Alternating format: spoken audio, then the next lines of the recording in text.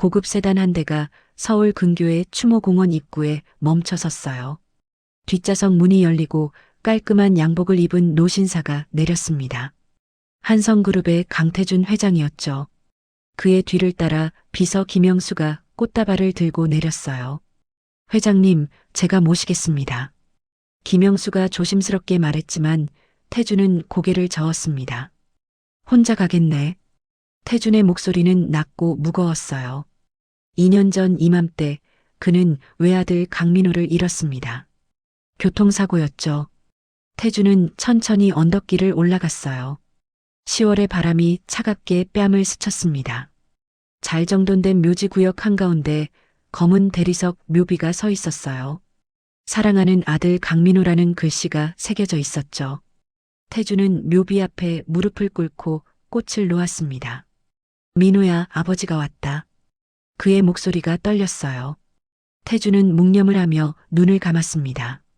그때 저 멀리서 유모차 바퀴 소리가 들려왔어요.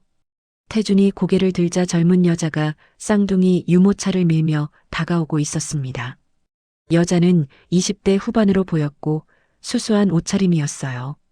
그녀는 태준이 있는 바로 그 묘 앞으로 걸어왔죠. 태준은 당황해서 자리에서 일어났습니다. 여자 이지은은 태준을 보고 잠시 멈칫했어요. 하지만 곧 유모차를 세우고 아기 2명을 안아 올렸습니다. 민호야, 우리 왔어. 지은의 목소리가 떨렸어요. 그녀는 묘비를 끌어안으며 흐느꼈습니다. 태준은 얼어붙은 듯 서 있었어요. 당신, 누구요? 태준이 물었습니다. 지은은 눈물을 닦으며 태준을 올려다봤어요. 저는 이지은이에요. 민호이. 그녀의 목소리가 끊어졌습니다. 태준의 눈이 쌍둥이에게로 향했어요. 두 아기는 18달쯤 돼 보였고 민호를 닮은 얼굴이었습니다. 이 아이들이, 태준의 입술이 파르르 떨렸어요. 민호의 아이들이에요. 지은이 조용히 말했습니다. 태준은 한 발 뒤로 비틀거렸어요. 세상이 흔들리는 것 같았습니다. 태준은 한성그룹 본사 회장실로 돌아와 소파에 깊숙이 몸을 묻었어요. 머릿속이 복잡했습니다. 김 비서. 태준이 인터폰을 눌렀어요. 문이 열리고 김영수가 들어왔습니다. 이지은이라는 여자, 철저히 조사해. 태준의 목소리는 단호했어요. 알겠습니다, 회장님. 김영수는 고개를 숙이고 나갔습니다. 사흘 뒤 김영수가 두꺼운 서류 뭉치를 들고 회장실에 들어왔어요. 이지은 28살입니다. 3년 전까지 아동심리상담센터에서 근무했고요. 김영수가 보고를 시작했죠. 태준은 서류를 넘기며 듣고 있었어요. 도련님과는 그 센터에서 만났다고 합니다. 센터에 후원금을 전달하러 가셨을 때였죠. 태준의 손이 멈췄습니다. 민호가 자선활동에 관심이 많았던 게 떠올랐어요. 쌍둥이는 2년 전 5월에 출산했습니다. 남자아이 강서준, 여자아이 강서아로 출생신고가 돼 있고요. 김영수가 계속 설명했어요. 태준은 사진 한 장을 집어들었습니다. 좁은 원룸 앞에서 유모차를 끌고 있는 지은의 모습이었어요. 현재 월세 30만 원짜리 원룸에 살고 프리랜서 번역으로 생계를 유지합니다. 김영수의 말에 태준의 미간이 좁혀졌어요. DNA 검사를 준비하게 태준이 말했습니다.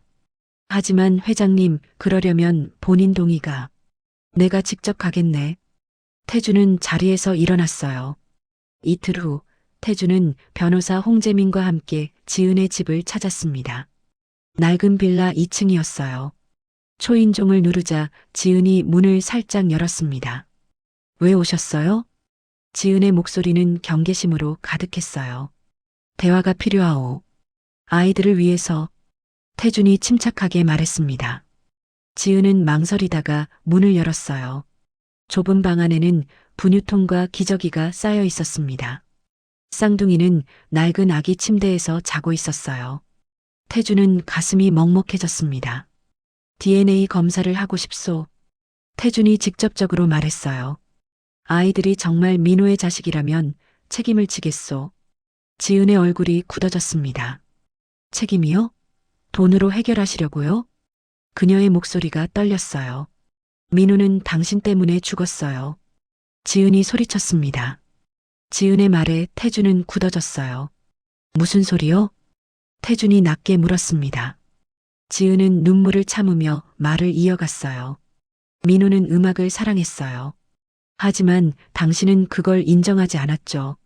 그녀의 목소리는 떨렸지만 단호했습니다. 억지로 경영대학원에 보내고 회사 일을 배우라고 강요했어요. 태주는 아무 말도 하지 못했어요. 사실이었으니까요. 민호는 매일 괴로워했어요. 자기가 원하는 삶을 살 수 없다고. 지은이 계속 말했습니다. 그러다 저를 만났고 우리는 사랑하게 됐어요. 지은의 눈에서 눈물이 흘러내렸어요. 하지만 당신은 우리 관계를 알고 반대했죠. 평범한 집안 출신이라고. 태준의 얼굴이 창백해졌습니다. 그날이 떠올랐어요. 2년 전 그 밤 민호와 격렬하게 다퉜던 순간이요. 민호는 집을 나갔어요. 그날 밤 빗길에서 지은은 더 이상 말을 잇지 못했습니다. 태준은 소파에 주저앉았어요. 숨이 막히는 것 같았습니다. 민호가 죽기 전날 제가 임신 사실을 알렸어요. 지은이 떨리는 목소리로 말했습니다. 민호는 정말 기뻐했어요. 당신을 설득하겠다고 약속했죠. 태준의 가슴이 찢어지는 것 같았어요. 아들의 마지막 소원을 몰랐던 겁니다. 회장님, DNA 검사 결과가 나왔습니다. 일주일 후 김영수가 서류를 건넸어요. 태준은 떨리는 손으로 서류를 펼쳤습니다. 부자관계 확률 99.99%. 쌍둥이는 확실히 민호의 아이들이었어요. 태준은 다시 지은을 찾아갔습니다. 이지은 씨, 아이들을 한성가의 일원으로 받아들이고 싶소. 태준이 정중하게 말했어요. 하지만 지은은 고개를 저었습니다. 싫어요. 아이들을 그런 세계에 넣고 싶지 않아요. 지은의 목소리는 확고했어요. 민호가 얼마나 괴로워했는지 봤어요. 재벌가의 차갑고 냉혹한 세계를요. 태준은 당황했습니다. 하지만 아이들의 미래를 제가 키울 수 있어요. 혼자서도요. 지은이 단호하게 말했어요. 태준은 할 말을 잃었습니다. 손주들을 눈앞에 두고도 가까이 할 수 없다는 현실이 고통스러웠어요. 부탁이요. 최소한 경제적으로라도 돕게 해주시오. 태준이 애원하듯 말했습니다. 필요 없어요. 나가주세요. 지은이 문을 열었어요. 태준은 무거운 발걸음으로 집을 나섰습니다. 태준은 회장실에서 김영수를 불렀어요. 이지은 씨가 사는 건물 주인을 알아보게. 태준의 목소리는 조용했지만 단호했습니다. 무슨 계획이신지 묻지 말고 하게. 태준이 말을 끊었어요. 일주일 후 김영수가 보고했습니다. 건물주와 접촉했습니다. 월세는 저희가 대신 내기로 했고요. 이지은 씨는 모르게 하게. 태준이 신신당부했어요. 그는 또 다른 지시를 내렸습니다. 번역 에이전시들에 연락해서 이지은 씨에게 일을 몰아주게. 단가는 높게 책정하고. 김영수는 고개를 끄덕였어요. 태준은 창밖을 바라보며 생각에 잠겼습니다. 이렇게라도 지켜야 한다. 한 달 후 태준은 한성복지재단 이사장을 불렀어요. 이지은 씨가 사는 동네에 무료 육아지원센터를 만들게.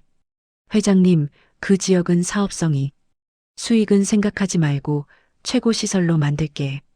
태준의 지시는 확고했습니다. 지은은 갑자기 늘어난 번역 일에 놀랐어요. 이상하네. 갑자기 일이 이렇게 많이? 하지만 생계에 도움이 됐기에 감사히 받았습니다. 동네에 새로 생긴 육아지원센터도 큰 도움이 됐어요.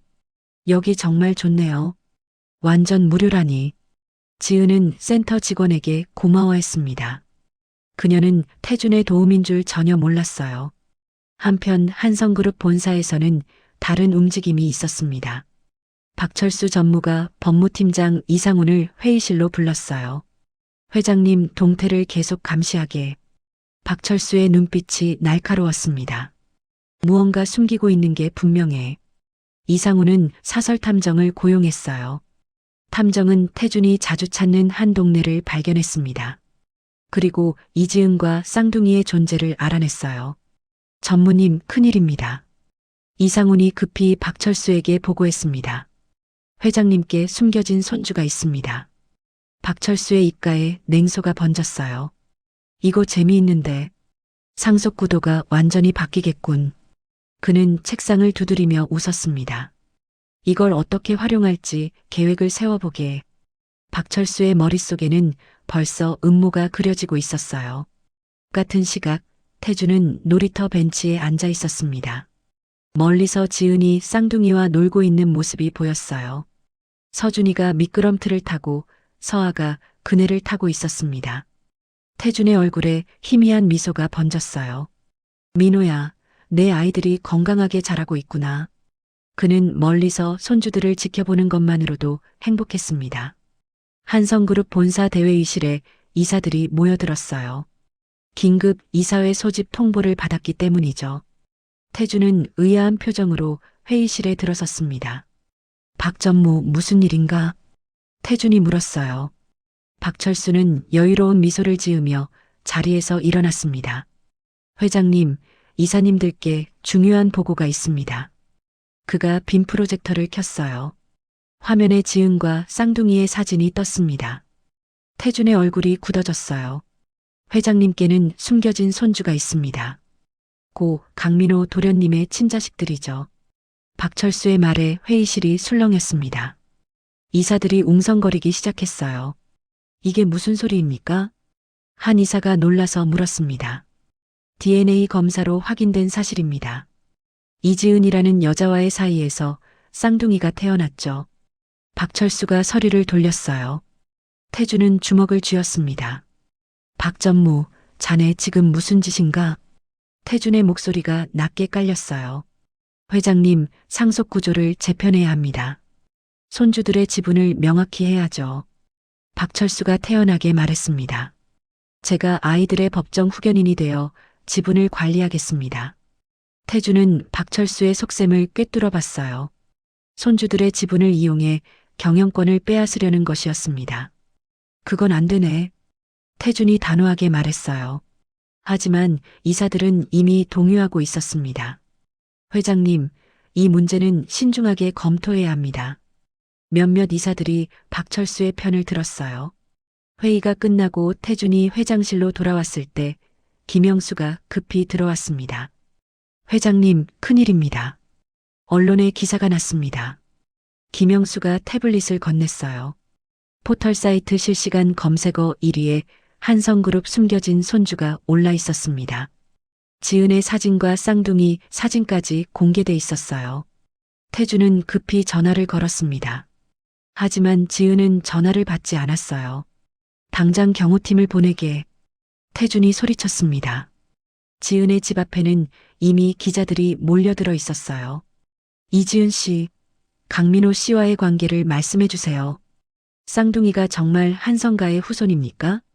카메라 플래시가 터졌습니다. 지은은 집안에서 문을 꼭 잠그고 떨고 있었어요.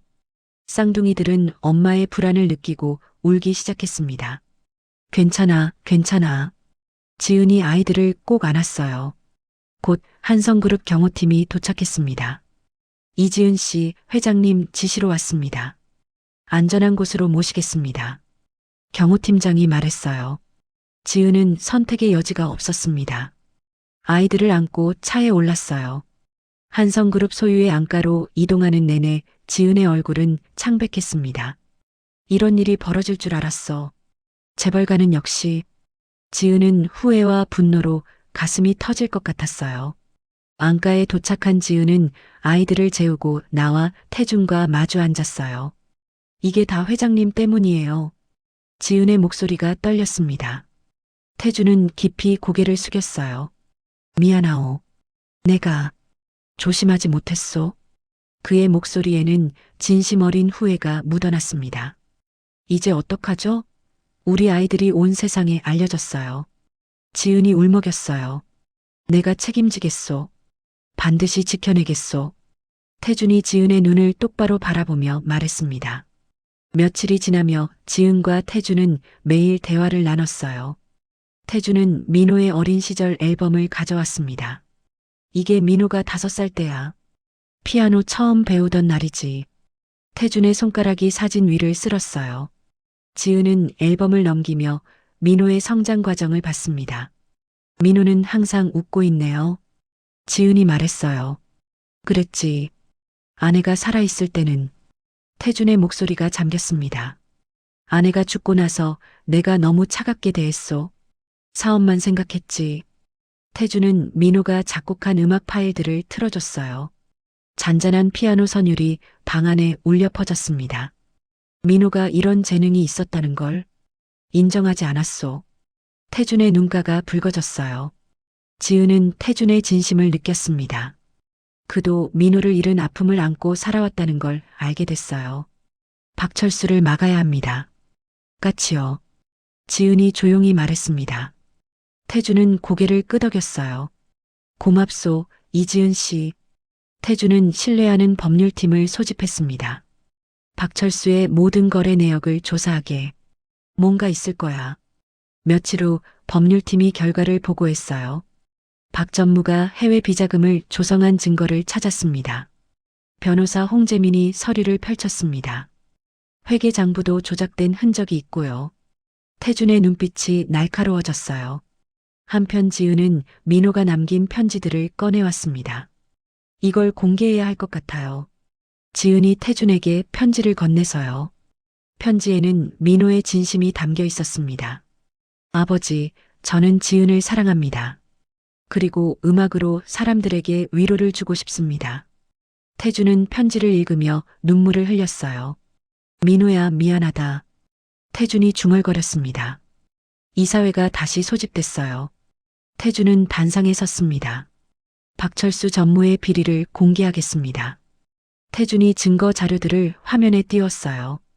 이사들이 술렁였습니다. 이건 조작입니다. 박철수가 벌떡 일어났어요. 조작이라고? 검찰에 고발하면 밝혀지겠지. 태준의 목소리는 차갑고 단호했습니다. 결국 이사회는 박철수의 전무직 해임을 결정했어요. 박철수는 창백한 얼굴로 회의실을 나섰습니다. 위기가 지나가고 안가에는 평화가 찾아왔어요.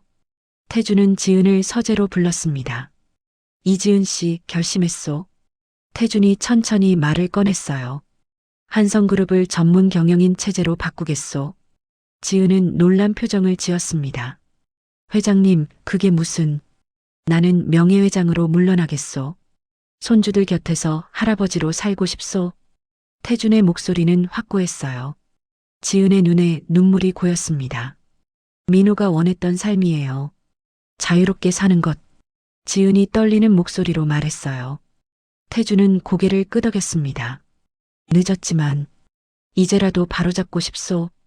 그는 책상 서랍에서 서류 한 장을 꺼냈어요. 강민호 음악재단 설립 계획서요. 이지은 씨가 이사가 돼주시오. 지은은 서류를 받아들며 눈물을 흘렸습니다. 민호의 꿈을 이어가는 거예요. 그렇소. 재능 있는 젊은 음악가들을 돕는 거요. 태준이 미소를 지었어요. 일주일 후 지은과 쌍둥이는 한성가 본가로 이사했습니다. 넓은 정원이 있는 저택이었어요. 서준이와 서아는 잔디밭을 뛰어다니며 좋아했습니다. 할아버지, 서준이가 태준에게 달려왔어요. 태준은 손주를 안아 올리며 환하게 웃었습니다. 우리 서준이 많이 컸네. 그의 얼굴에는 행복이 가득했어요. 저녁 식사 자리에 가족들이 모였습니다.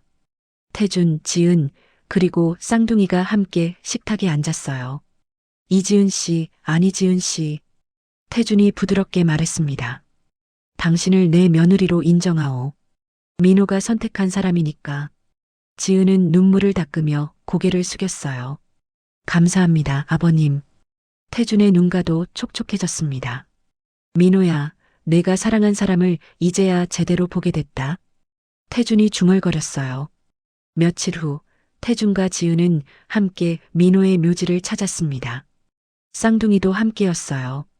민호야, 아빠가 왔다. 지은이 묘비에 손을 얹었습니다. 태준은 무릎을 꿇고 묘 앞에 꽃을 놓았어요. 아들아, 아버지가 잘못했다. 용서해다오. 그의 목소리가 떨렸습니다. 내가 꿈꿨던 세상을 만들겠다. 음악재단으로 많은 이들을 돕겠다. 태준이 약속했어요. 서준이와 서아가 묘비 앞에서 꽃을 만졌습니다. 아빠 예뻐? 서아가 천진난만하게 물었어요. 지은이 아이를 안아 올렸습니다. 그래, 아빠가 좋아하실 거야. 가을 햇살이 따스하게 그들을 비췄어요. 태주는 지은의 어깨를 가볍게 두드렸습니다. 이제 우리 함께 살아갑시다. 가족으로. 지은이 고개를 끄덕였어요. 네, 아버님. 민호도 기뻐할 거예요. 그들은 손을 잡고 묘지를 내려왔습니다. 1년이 흘렀어요. 서울 예술이전당 콘서트홀에 사람들이 가득 모여들었습니다. 오늘은 강민호 음악재단 창립 1주년 기념 자선 콘서트가 열리는 날이었어요. VIP석에 태준이 앉아 있었습니다. 그의 옆에는 지은이 있었고 무릎 위에는 3살이 된 서준이와 서아가 앉아 있었어요. 할아버지, 음악 나와요? 서아가 작은 목소리로 물었습니다. 그래, 우리 서아. 곧 시작될 거야. 태준이 손주의 머리를 쓰다듬었어요. 조명이 어두워지고 무대에 조명이 켜졌습니다. 젊은 피아니스트가 무대에 올라 인사를 했어요. 오늘 연주할 곡은 고 강민호 선생님의 작품입니다. 피아니스트가 말했습니다. 잔잔한 피아노 선율이 홀을 가득 채웠어요. 민호가 생전에 작곡한 곡이었습니다. 태주는 눈을 감고 음악에 빠져들었어요. 민호야, 내 음악이 이렇게 많은 사람들에게 닿고 있구나. 지은도 조용히 눈물을 닦았습니다. 서준이가 음악에 맞춰 손뼉을 쳤어요. 공연이 끝나고 로비에 기자들이 몰려들었습니다. 강 회장님, 은퇴 후 생활은 어떠십니까? 한 기자가 마이크를 들이댔어요. 태주는 손주들을 안으며 환하게 웃었습니다. 가장 행복합니다. 가족과 함께하는 시간이 최고죠. 그의 얼굴에는 평온함이 가득했어요. 지은 이사님, 재단 활동 계획을 말씀해 주시죠. 다른 기자가 지은에게 물었습니다. 내년에는 전국 10개 도시에서 무료 음악 교육을 시작합니다. 지은이 자신감 있게 대답했어요. 민호의 꿈이 더 많은 이들에게 희망이 되길 바랍니다. 기자들이 박수를 쳤습니다. 해가 저물 무렵 4사람은 다시 민호의 묘지로 향했어요. 묘지는 새로 단장돼 있었습니다. 민호가 좋아했던 해바라기가 묘 주변에 가득 피어 있었어요. 아빠, 서준이가 묘비 앞 사진을 보며 손을 흔들었습니다. 그래, 아빠야. 우리 서준이 아빠. 지은이 아들을 안아 올렸어요. 태주는 묘비에 손을 얹었습니다. 민호야, 이제 마음 편히 쉬어라. 아버지가 다 지키마. 그의 목소리는 부드러웠어요. 서아가 꽃 한 송이를 묘비 앞에 놓았습니다. 아빠 예뻐요? 아이의 천진난만한 질문에 모두가 미소를 지었어요. 지은이 묘비를 어루만지며 속삭였습니다. 민호야, 당신 덕분에 우리 모두 행복해졌어요. 고마워요. 석양이 그들을 따스하게 감싸 안았습니다. 태주는 지은의 손을 잡았고 지은은 아이들의 손을 잡았어요. 4사람은 손을 맞잡고 천천히 묘지를 내려왔습니다. 하늘 높이 떠 있는 구름 사이로 황금빛이 쏟아졌어요. 마치 민호가 그들을 축복하는 것처럼요. 멀리서 민호가 작곡한 자장가 선율이 바람에 실려 들려오는 듯 했습니다. 그들의 뒷모습은 저녁 노을 속으로 천천히 사라져갔어요.